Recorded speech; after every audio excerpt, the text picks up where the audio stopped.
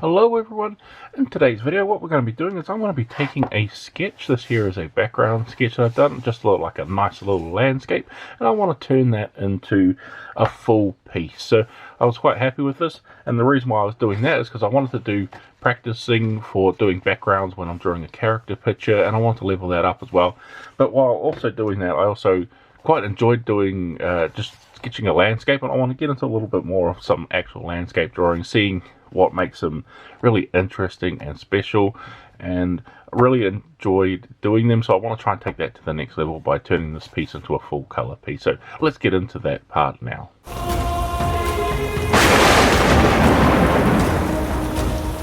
So into leading up to doing this piece here, I've been watching a lot of tutorials on watercolor painting as well as landscapes to really learn how to improve a lot more, because like I said in the intro, is I wanted to do a lot more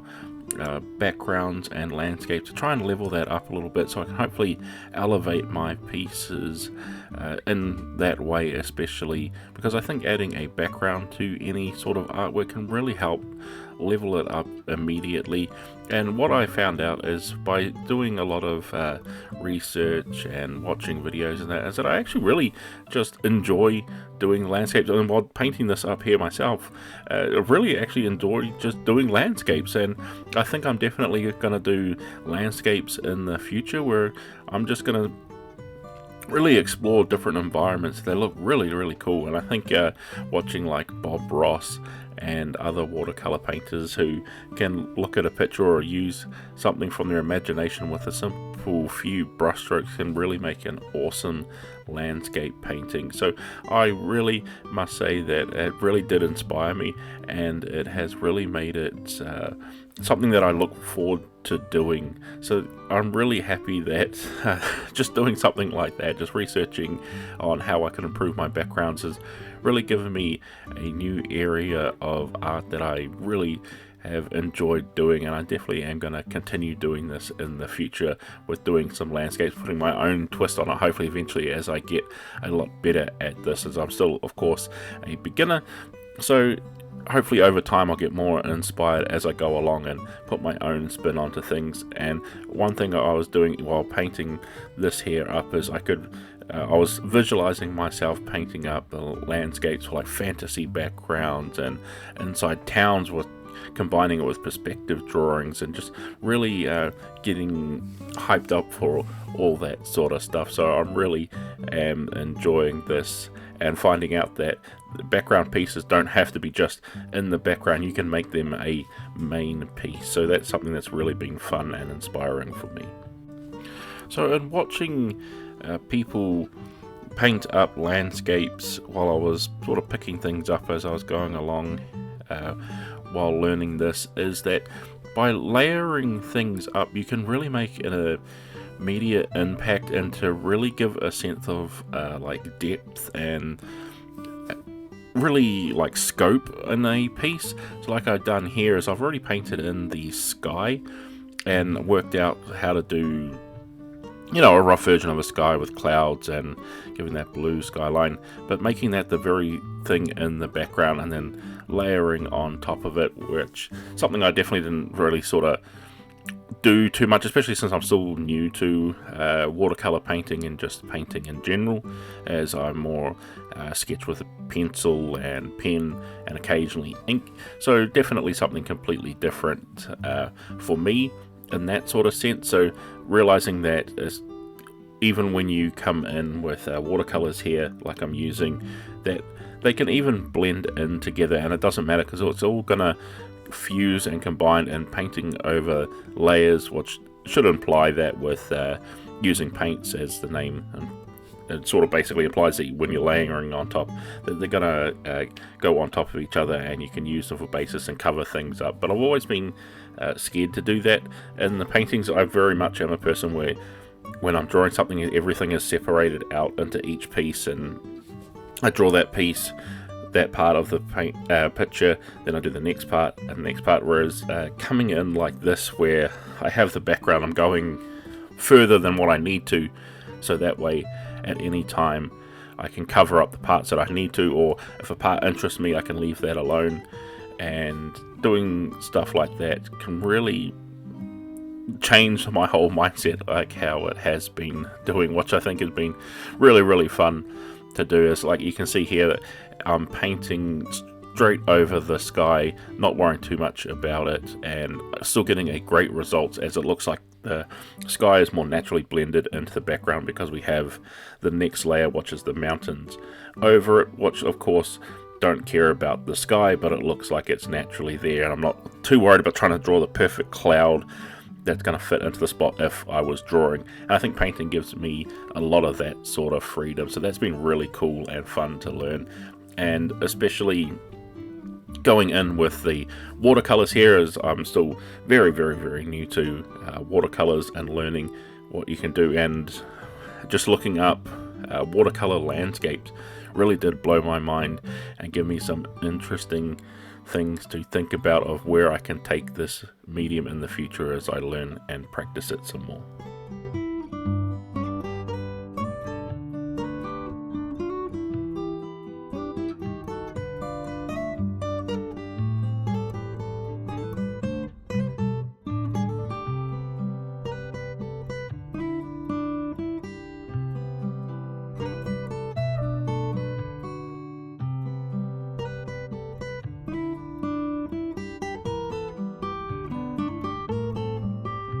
So one cool thing that I learned while watching a lot of landscape videos and how people do them is that when they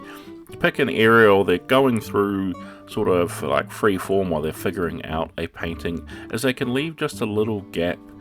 and sort of fade down the color, as I've done here with the mountains, into just fading it down just a little bit to where I'm placing all of this grass area, which is hopefully going to turn into a grass area anyway. Is that you can save bits for later and what you are thinking and work out the different places there, but by having that little bit faded out is that you can naturally make it look like the atmosphere is sort of fogging out the pieces of area that you're not too sure about. It can look extremely awesome and natural just by having those sort of things, and watercolors seem to be really cool at doing that and fading out, because one thing I learned to fade out in watercolors, which is something I definitely didn't know, is that you can fade them out by having your brush completely wet and just keep sort of like feathering it out with your brush to keep pulling the color away. But if you want a more immediate effect like that, while the watercolor is still damp and wet on your page, you can come in with a paper towel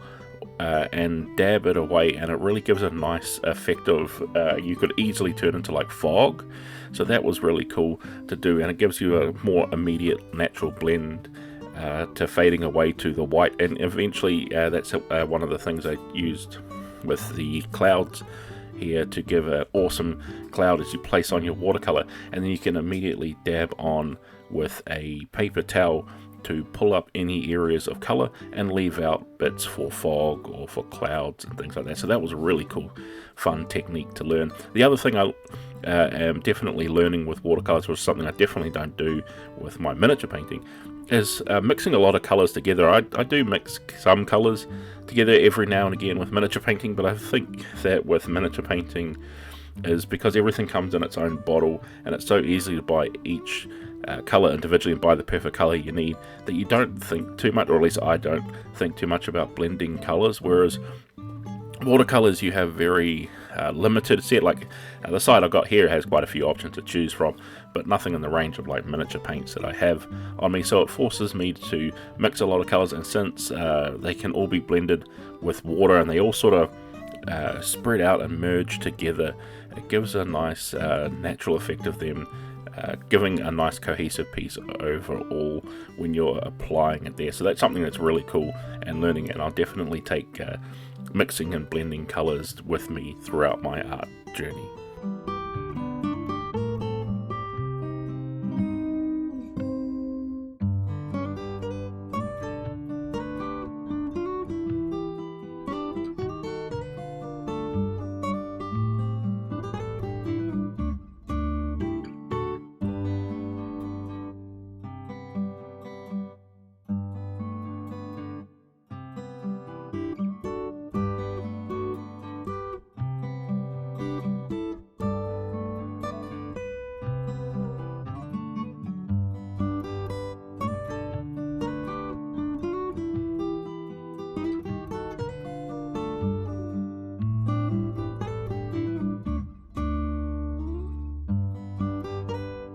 So another cool aspect I learned of landscape painting is you can imply a lot by adding shadows to areas, and you can really add a lot of detail very quickly,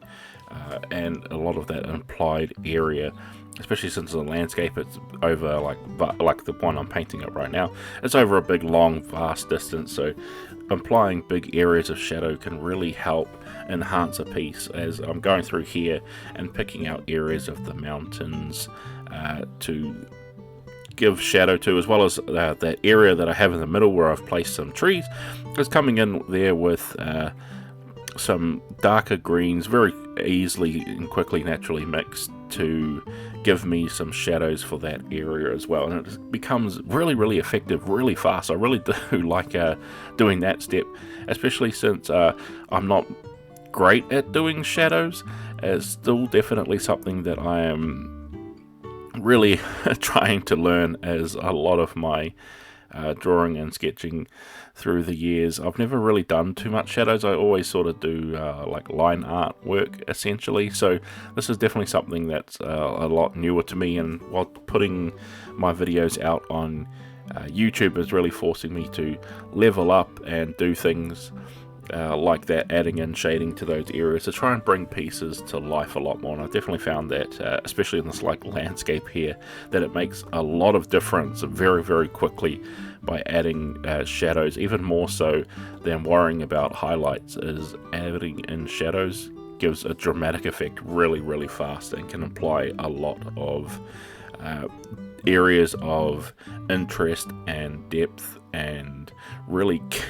can make a piece, like I said, go to that next level very quickly. So that's been cool and fun to learn, and learning how to do it with watercolors has been super fun, because it's actually super easy, because watercolors are so nice and natural in the way that they work, is that they sort of blend together really quick,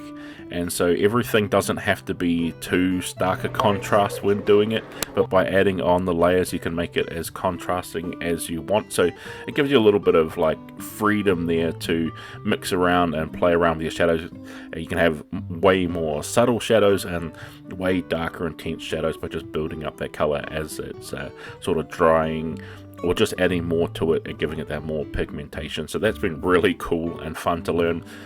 Definitely been really cool and fun while I'm playing around here doing it. Like you can see here,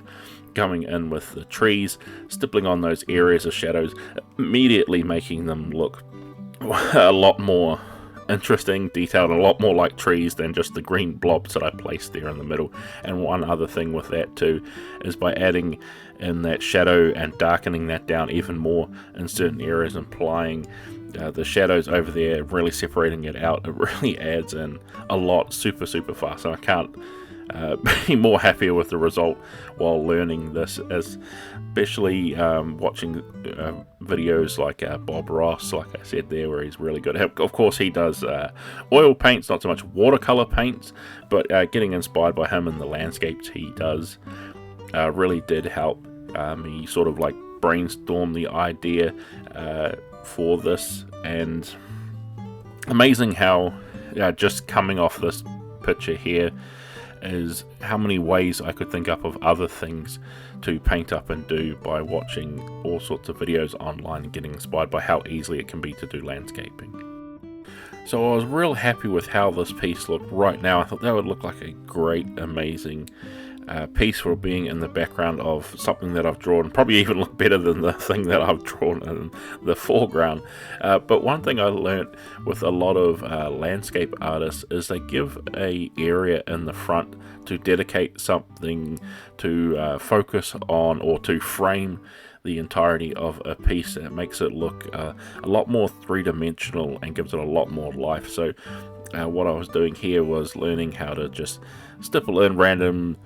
parts here to make it look like there are some nice vegetation and bushes growing just in the front here. Like, of course, Bob Ross is well known for putting his trees there as happy little trees and making them frame the entirety of a landscape painting, looking amazing. I was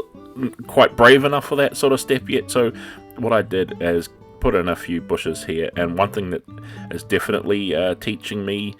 by doing this landscaping painting is to be trusting in the way that your brush works and operates. For me,